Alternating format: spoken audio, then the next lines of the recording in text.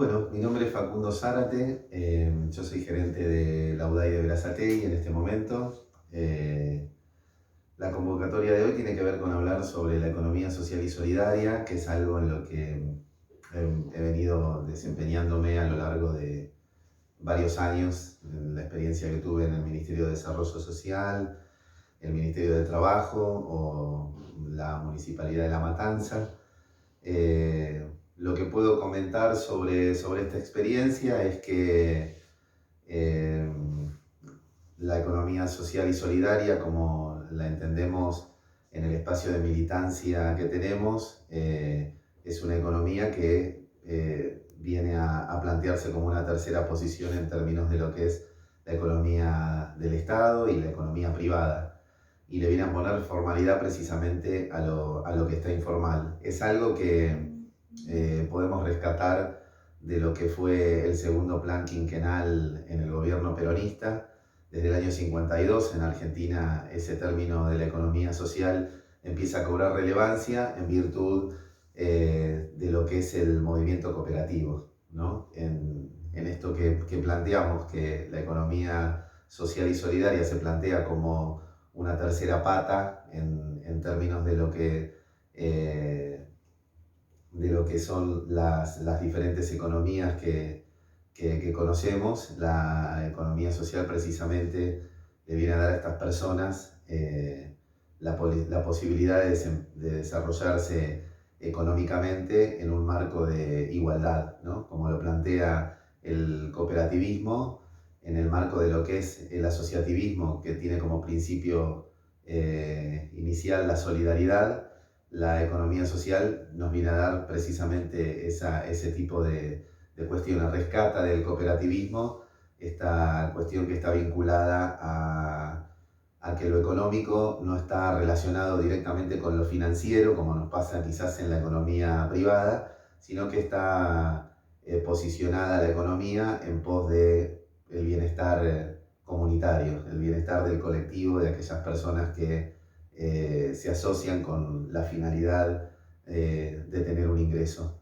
Experiencias como los programas Argentina Trabaja o Hacemos Futuro, el que ahora es el Potenciar Trabajo, son experiencias que nos traen, ¿no? Nos retrotraen a la actualidad, que no es más que haber tomado quizás la experiencia que hemos tenido hace más de 70 años en el país, y vienen a traerle a las personas la posibilidad de ingresar a través de un programa social o un programa de empleo, y tener una actividad económica que los pueda sustentar. Lo que podemos decir es que a partir del 2009, cuando se establece ese tipo de políticas de Estado, lo que se buscaba precisamente era incorporar a aquellos sectores que venían de la desocupación de los 90, donde las privatizaciones de las empresas estatales y la situación económica del país había generado muchísima desocupación y había desplazado de sus puestos de trabajo a personas que quizás luego no tuvieron la posibilidad de reinsertarse en el sector privado, y los siguientes 20 años entre lo que fue el inicio de la década del 90 y la crisis del 2001 en el país generó grandes bolsones de desocupación, sobre todo en el conurbano bonaerense, y la experiencia lo que nos daba era eso, que tener que incorporar nuevamente a esas personas que los podríamos determinar como los hijos de la desocupación. Necesitábamos una experiencia como la del cooperativismo y el asociativismo para establecer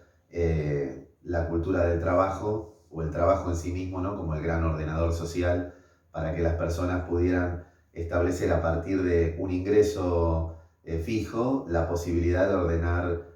su economía doméstica, que era ni más ni menos que tomar decisiones como cuánto le destinábamos al alimento, cuánto a la educación de nuestros hijos, cuánto a la recreación o al gasto de la vestimenta. Digo, cosas elementales que hacen que las personas trabajadoras puedan ordenar su vida. Asimismo, también hay experiencias tales como la experiencia que tuvimos, digamos, entre el 2003 y el 2015 con la Comisión Nacional de Microcrédito, a través de lo que era el Banco de la Buena Fe, como se lo conocía, ¿no? Que otorgaba créditos a personas, o microcréditos a personas que no tenían acceso al sector privado, es decir, a los créditos bancarios, porque financieramente no reunían las condiciones. Entonces, esto también nos pone a retrotraernos en el tiempo,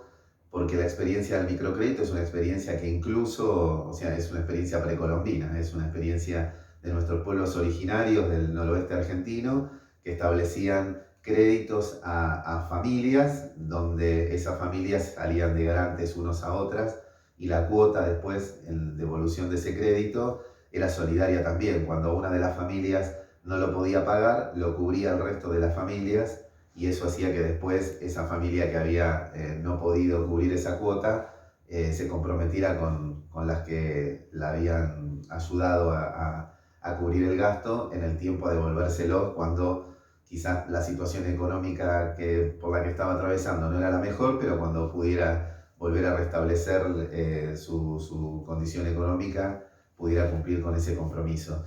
Rescatando esa experiencia, digamos una experiencia que en Latinoamérica se viene desarrollando, como bien dije, desde hace muchísimos años, ya siglos podríamos estar diciendo. Se conformó lo que era la Comisión de Microcrédito en el año 2004, y después aparecieron otras herramientas, ¿no? Porque lo que pudimos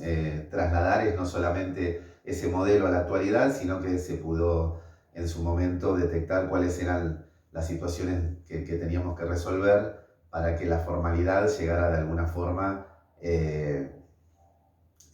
forma de herramientas. Así se conforma lo que es el Registro Nacional de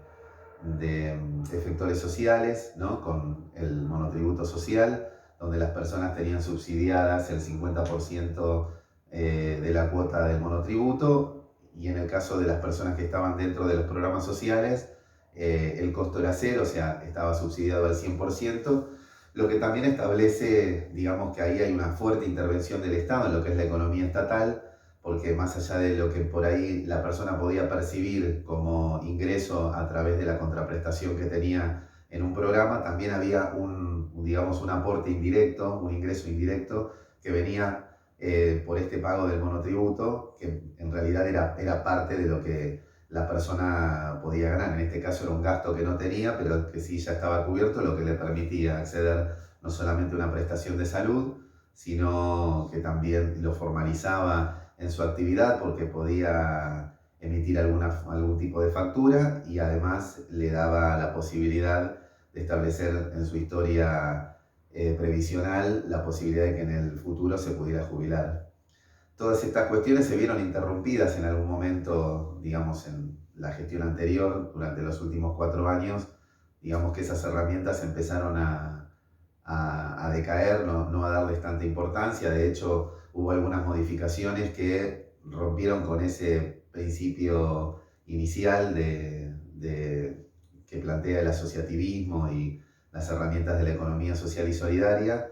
Pero bueno, ahora estamos en camino de retomarlo, y como experiencia nos parece que debemos, digamos, desde la sociedad también apoyar este tipo de políticas, que no son políticas que vienen, digamos, a cubrir, no solamente a cubrir necesidades básicas insatisfechas, sino que también,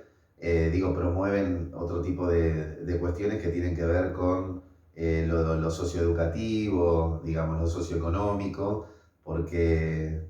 como proyecto de país necesitamos ponerle un piso de